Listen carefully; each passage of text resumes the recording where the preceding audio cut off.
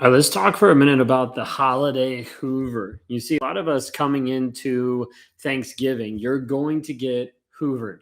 Like this is going to happen. If it hasn't already happened, it's going to happen today. It's going to happen tomorrow, or it's going to happen Thanksgiving. Because who would be so mean and not respond to the narcissist on a holiday, right? Like that's what the narcissist is banking on, is planning on you getting to a place where you are going to respond. So I want you to know and I want you to understand that the narcissist oftentimes is going to do a holiday Hoover.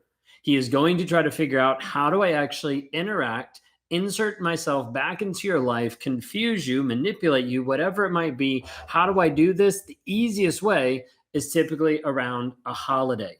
Now, a lot of you think going into the holidays is a great season of love and connection, and it is. But what happens is a narcissist knows, hey, if I can make you respond to me, if I can get in just a little bit, if I can get my foot in the door, I have a chance to be able to control you. How many of you have gotten hoovered on a holiday? Like he's reached out on the holiday. If that's you right now, type in the chat, just type in me. Like, hey, I've been hoovered on a holiday, type in me. Because it's important for you to understand, like, you're not the only one. There's many people that get hoovered inside the holiday season, and we're stepping into the holiday corridor for Hoover Central, for narcissists to be hoovering you and trying to come back into your life. So really quick, what is hoovering? What is it actually? Hoovering is when a toxic person tries to suck you back in to the toxic relationship. Just like the vacuum, Hoover vacuum, the idea is it's trying to suck you back in. Okay, it's going to pull you back into the toxic relationship. Now, it could be an innocent text, right? That's what you're supposed to think, because the narcissist is going to do just the right thing to try to trigger you into responding or into reacting. It could be as simple as him saying, Happy Thanksgiving, and you say it back, and it starts a conversation. Could be him reaching out and being like, I don't have anyone to be with this Thanksgiving. Can I please hang out with you? Can I please go with you to your family? Whatever it might be. It's this way of like, how do I actually step in the door that you're going to open? Now, the hard thing is, how do you actually make sure it stays shut? How many of you want to make sure that your narcissist is out of your life for the holidays? Like, type in the word shut. SHUT, not the other one. Okay. Shut. Like, I want him shut out of my life. Type in the word shut in the chat, because it's so easy to be like, hey, he's going to come back. I'm worried about this. Now, what are the steps you can actually do to be able to make sure that door is shut? Okay. One of the ways that we talk about is typically breaking the trauma bond. Now, breaking the trauma bond is helping you actually untangle yourself from the toxic person, detach those emotions from that other person. Now, is that easy? Heck no, not at all. Okay. It is extremely hard to be able to do this, because typically it's with someone that you love, it's with someone that you care about. And all those feelings and emotions have been boiling for such a long period of time. You're like, but I don't want to be that mean. I don't want to be that rude when we talk about shutting the door to the narcissist. We have to break the trauma bond. Otherwise, you will only remember the past good holidays, if there were any. You'll remember the past good times thinking, well, maybe it'll be different this time, when in reality, it won't. It's just him trying to get back into your life. When we talk about shutting the door to the narcissist, oftentimes we'll talk through this aspect of going no contact. How many of you have tried to go no contact with a narcissist? Like, it is hard. Like, it is super hard to be able to go no contact, because sometimes it gets really messy. You might have a daughter or a son. You might have to swap kids back and forth. You might have different legal stuff that you have to be able to sort out and figure it out. Like, it is super hard to be able to go no contact, not just emotionally and mentally, but sometimes just having the strength to be able to say, I'm going to do it, and not let him do whatever he's going to do.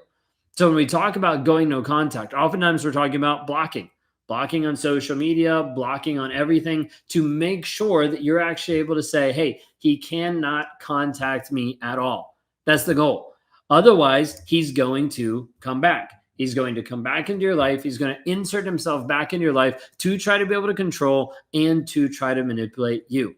So don't be the only turkey on Thanksgiving. Just know he's going to take you for a sucker, and he's going to try to come back into your life over and over and over again. You got Thanksgiving, you got Christmas, and you also got New Year's Eve coming up, where the narcissist is going to try to hoover you. Now, when he comes back in, a lot of times it will be, hey, I've changed. Something's actually different. Okay. And he's going to try all of these things. Okay. Of like, I'm different. I'm changed. The thing is, you want to be able to see this for a long period of time and not by his words.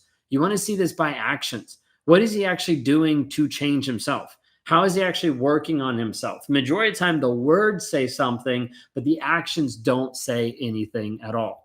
So, a couple things I want you to understand. When we're talking about going through the holiday Hoover that's coming up, we have to be able to break the trauma bond. This is a process that is hard, is not easy. We touch on this in some of the challenges. We actually help you break it down step by step, because until you break free of the trauma bond, you will typically always go back to this person over and over and over again. Now, a couple of you are asking here in the chat, you're like, hey, like what happens? How do I know when he's done? He's using all these different numbers.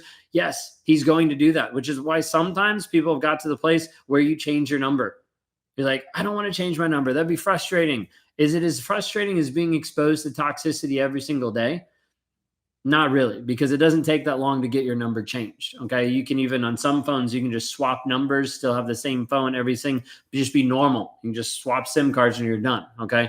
And then you have all your contacts. You just text the people that you want to text. Like it makes it nice and simple.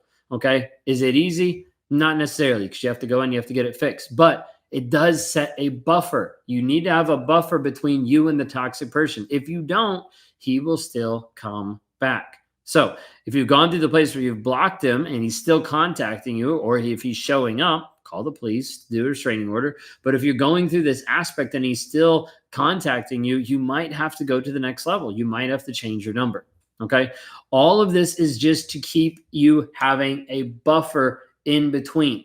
Okay. If you could just minimize the time of him saying something, him triggering you, and you getting triggered, wouldn't that be helpful? Like that'd be helpful if you had a chance to be able to actually work on you. Narcissist doesn't want to give you that chance. He doesn't want to give you peace. And so as a result, he's going to keep layering things on you over and over and over to try to make sure that he has complete control over you.